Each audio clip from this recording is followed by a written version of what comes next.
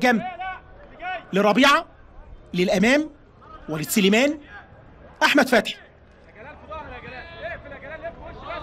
بيضغطوا بشكل جيد في كل مساحات الملعب. فتحي يشيل عرضيه خطيره، ممكن جول جول جول.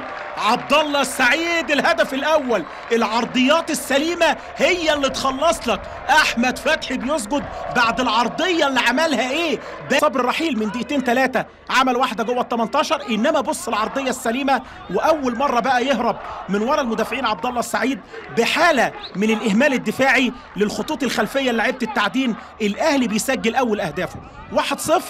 عبد الله السعيد اللي هيعتلي النهارده قائمه الهدافين ب8 تجوان، وهي ممكن يكون احد الحلول في الاوقات اللي جايه.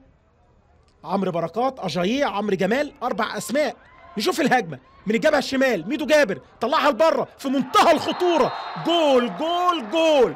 عبد الله السعيد اتقل تاخد حاجه نظيفه. كان غايب عن التهديف من الاسبوع رقم 16 ورجع في الاسبوع اللي فات امام طلائع الجيش بضربه جزاء، اللي قلنا برضو واحنا بنعلق على المباراه هترجعه لحالته التهديفيه. اللعيب لما بيغيب بيحتاج الثقه، انما بص عرضيه ميدو جابر وهي جايه له واخد القرار وعارف هيتصرف ازاي، عكس لعب كوليبالي اللي ما قدرش. فتحي اللي لسه لغايه دلوقتي ما طلعش واشتغل لقدام، لسه الكره جوه الملعب، خطفها ميدو جابر، يلعب عرضيه طلعت عبد الوهاب، ممكن الثالث سليمان كوليبالي. وريني الشقلباز يا ابني، ادي سليمان كوليبالي وخطأ من طلعت عبد الوهاب.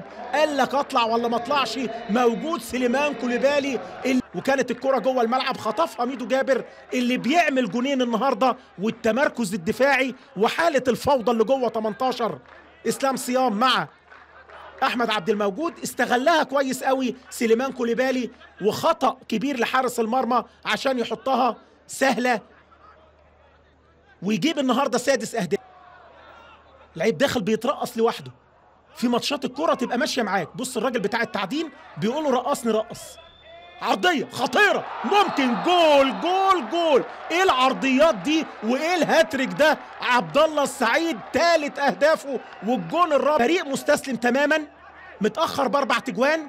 التعدين 0 والنصر الاهلي برباعيه منها هاتريك لعبد الله السعيد اللي النهارده بيعدي رقم عماد متعب هداف النادي الاهلي ب75 جون، انما يوصل للرقم 76 عشان يعادل على فكره رقم النجم احمد عيد عبد الملك هداف الدوري من اللعيبه الحاليين ب76 هدف خلال تاريخه.